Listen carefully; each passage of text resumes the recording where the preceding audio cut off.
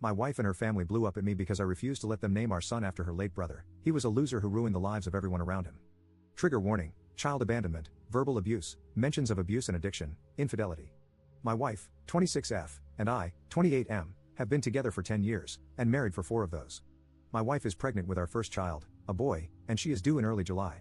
Now onto the issue that has arisen. My wife wants to name our son after her brother, who passed away a little over a year ago. Her brother, whom we'll call T, was her only sibling, and they were very close growing up, as they were only 2 years apart. However, her brother was not the most pleasant person. He was a substance addict starting from age 14 to 15, he stole from everyone around him including myself and my wife, he was abusive to all of his partners and his child, and he served several years behind bars. T was also abusive to my wife and her parents. He had a stay-away order from our home because he broke in while we were away and stole our TV, my wife's jewelry box, and one of my GNS. T passed away last year in April from a substance overdose, and it deeply affected my wife. It was her first major loss she has suffered, and she still attends therapy to help cope. When we found out we were having a boy, she immediately wanted the name to be T's name. I heavily disagreed, and I have offered many replacements, other family names like her father or grandfather's, but she will not budge. She wants our son to have the exact same name as her brother, first and middle. She has even gone as far as to say that if we name him something else, she will have it changed, or only call him by T. My final straw was when my wife ordered a blanket with T's name sewn into it for our son. I blew up and told her I was not naming our child after a substance addict who took advantage of everyone around him. My wife blew up at me, she screamed at me to leave, threatened to call the police if I didn't, and called me a piece of crap for talking about her late brother like he was trash. I did leave. I told her I would attempt to speak to her again about this once we had both calmed down, and I apologized for speaking about T in a negative way. I'm getting calls nonstop from her family, calling me names for speaking about T and not wanting to honor him by naming our son after him. My family is on my side, her family is on her side, and my friends are split on the matter. So, am I a massive jerk for not wanting this name for our child? Update 1. Hello, internet humans. Not sure if any of you remember my first post a few months back, but I just logged on and saw I had a few messages, so I figured I would post an update. So, if you recall from my first post, my wife and I were expecting a baby boy in early July, and our conflict was occurring over my wife wanting to name our son after her late brother. We got into a huge fight, some names were called, and threats were made, which led me to this subreddit to ask for advice and opinions from internet strangers. Well, a week after the post, I sat down with my wife, and we had a very long and difficult conversation. She broke down and admitted she was struggling more than she let on with the loss of her brother, and she told me she felt uncomfortable talking to me about it due to my feelings towards him and how he lived his life. I was devastated, to say the least. I have never felt like such a horrible partner. I was selfish, I failed to see him as anything more than his mistakes, and I failed to support my wife through his passing. It was a long talk with lots of tears, and we both agreed to be more open in the future and less judgmental. We started attending therapy together less than 2 weeks after that, and we have been going ever since once a week. It was rough at first, but it has helped tremendously in dealing with the bumps in the road of marriage. As for our son, we came to an agreement on a name after lots of long discussions, a first name we both adored and her brother's middle name, just spelled differently. It was a good compromise for both of us, and it was my son's own name that no one before him had carried. We were both happy. Then, on July 3, 2022, my wife delivered a beautiful, healthy baby girl. To say that we were shocked would be an understatement. My daughter came home the next day, and since then I have still been in awe of how we created something so perfect. We didn't figure out a name until she was a week old, but I am happy to share that Eleanor Shea is what we came up with. We are still adjusting to life with an infant, but so far it has been nothing short of amazing. Thank you for your past advice, internet friends and strangers. Update 2. Op posting in r/infidelity 1 year after the last update. I'm just here to vent my frustrations and scream into the void about my current situation. I can't talk to anyone in my personal life about this. My wife is cheating on me, she has been for the past 2 months. I just don't understand. I don't even know where to start to begin to understand. We have a beautiful home, stable careers, we're not financially struggling, no substance abuse, and we attend therapy together. Our daughter is healthy, perfect. Our 6-year wedding anniversary is 3 months from tomorrow. We've been together for 11 years. I have spent the last 2 days examining everything about us under a microscope, trying to find when it went wrong. Where did I go wrong? When did she become unhappy? When did this life, our life, become unsatisfactory for her? For her to step outside of our marriage with some random guy she met on Facebook? For her to throw our family away? I just don't understand. I found out on Monday, completely by chance. My daughter's tablet was out of charge, so I grabbed my wife's iPad so she could watch her nighttime videos and go to sleep. My wife isn't home right now, she's on a trip and won't be back for another 4 days. I keep hearing message notifications dinging on her iPad while my daughter has it, so I took it to turn it on silent, only to see a man's name I didn't recognize with a little winky face next to it. I went through everything. They've done it all, met up, spent the night together, went on dates, they even have a romantic cruise planned for next month. The same cruise she told me was a bachelorette trip with one of her friends. All of these outings that I encouraged. She told me they were with friends, and I encouraged her. I was so proud she was getting out there and becoming more social, since she expressed motherhood made her feel like a recluse. And after digging a little deeper, All of these new friends she's been out with don't even exist. All lies. They are characters she's created to continue her relationship with this man. I feel like a complete and total idiot. I never second-guessed a lie she fed me.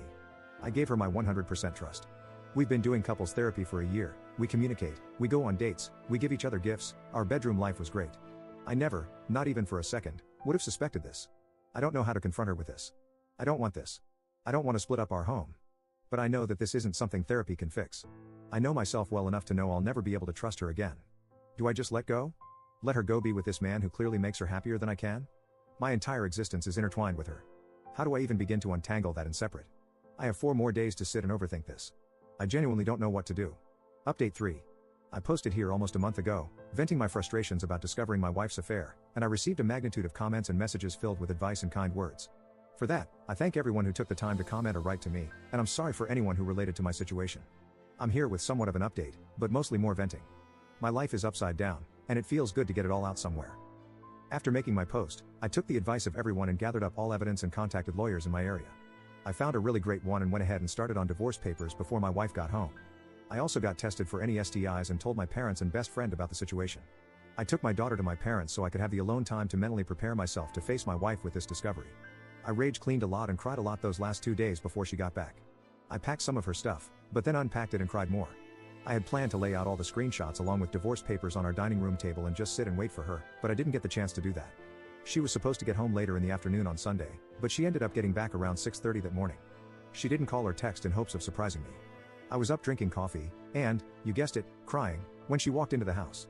I didn't greet her, I just went and got the folders of evidence and divorce papers and gave them to her. I don't remember anything she said that day, but I just said I knew, I wanted a divorce, and I would keep the house as it was in my name solely. It hurt a lot. I wanted to hug her, but also scream at her. There were lots of tears from her and lots of yelling at me. I didn't say anything. I told her we could discuss it at length with lawyers present once she accepted the situation and calmed down. I think someone called it gray wall in the comments of my last post. Not entirely sure, but I tried my best to do that and not show emotion or argue with her. It was really hard, the hardest thing I hope I'll ever have to do. She betrayed me, but I still felt awful making her cry. She left that day with some clothes and personal belongings and went to her parents' place, and my parents and best friend came to stay with me and my daughter. I had my lawyer arrange a meeting between us to discuss custody, belongings, money, and everything else that following Tuesday. Well, Monday I got a call from my clinic to come in to review results of STI tests, and as it turns out, her parting gift to me is HSV too. I cannot describe in words how angry, sad, and shattered I am. I'm still accepting it, I don't think I have yet, but I'm working on it. I know it's common, very common, and it's not going to unalive me, but it doesn't make it blow any less.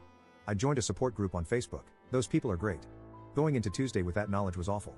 I felt so much shame bringing that up in front of not only her but both of our lawyers. I knew if I tried to discuss it with her privately, it wouldn't go well, not with the amount of anger and sadness I had in my system. She never apologized, she was a different person that day.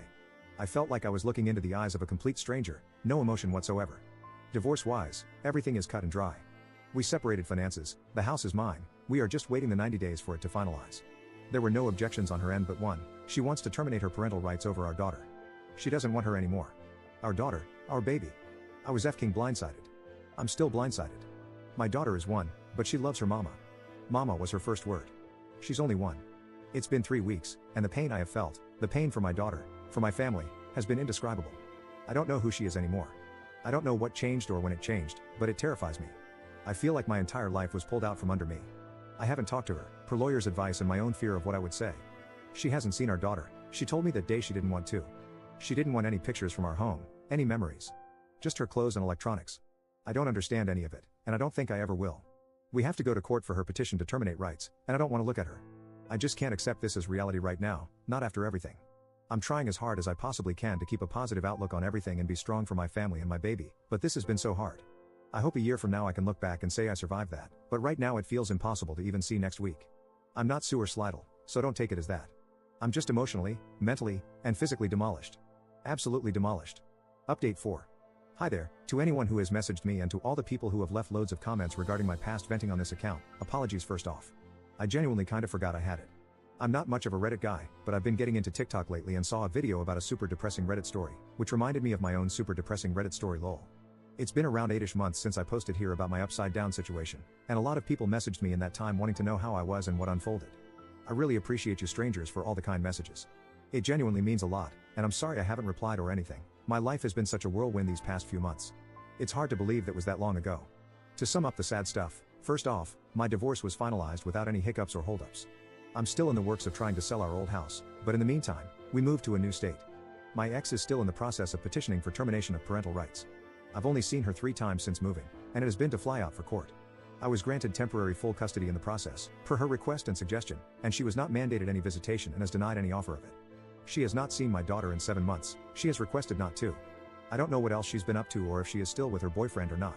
Since the divorce, it has been in the best interest of my mental health to keep the contact as minimal as possible, and she has done the same. I have offered many chances for her to visit with my daughter, whether it be via video call or flying out, and before we moved, I asked weekly, but it was always a no. Her parents still video call with my daughter, and we're hoping they can fly out over the summer and spend some time with her. They've been cut off by my ex as well. I'm not sure what changed, but I can't change it back, and I am accepting it mostly. I wish her well in all future endeavors. Now for the happy stuff that has happened. Firstly, I am a proud Arizonan now. I never saw myself moving here, but we have loved it so far.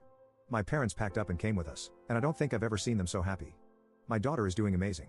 She will be 2 years old in July, and she is the smartest, funniest toddler I've ever met. She knows her ABCs, can count to 20 without help, loves animals and bugs especially. She thinks farts and a cow mooing are the definition of comedy, and she doesn't know, but she has been my biggest motivator to heal from this whole ordeal and be my best self. Like I genuinely don't know how I helped make such an awesome kid. The more her personality grows, the more in awe I am of just how cool she is. I could talk for days about her, so I'll cap it here before this ends up being a Harry Potter length post lol. As for myself, I'm in therapy and have been throughout these 8 months, and I'm in a much better headspace. I'm working on getting back on top of my health as I did put on about 30 stress pounds. I'll get there eventually, but I'm not sweating it too much. I have not dated or tried to, I don't think I will anytime soon. I've adjusted to being a single parent pretty okay for the most part. I credit that to my family and friends more than anything because they have been a huge support system throughout this. There are still really hard moments that have happened, and I know there are more to come, but I will roll with it just as I have this and hope to come out on top. This is not the end of the world for me even if it feels or felt like it in the moment. The sun will rise tomorrow, birds will chirp, and all will be well. Thanks to my therapist for that, those 2 sentences have helped me immensely. Sorry this ended up being so long, I should really pick up journaling. Maybe a blog or something lol. But thank you again to everyone who took the time to give me advice in the hardest time of my life, and thanks again if you read this. I genuinely appreciate it.